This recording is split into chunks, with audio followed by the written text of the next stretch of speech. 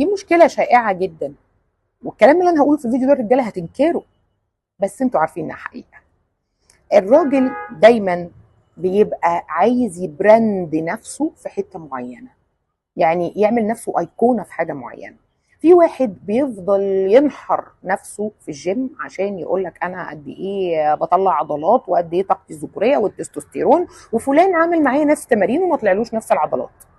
وواحد تاني يقول لك والله انا اكتر واحد ناجح في شغلي وانا فلان الفلاني وانا بعمل وانا بسوي.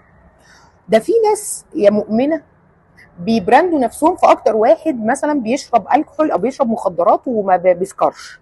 انت متخيله لدرجه ايه؟ وفي ناس بتعمل كل ده. وفي بقى اللي بيبراند نفسه على انه اكتر واحد البنات بتحبه واكتر هو الدنجوان.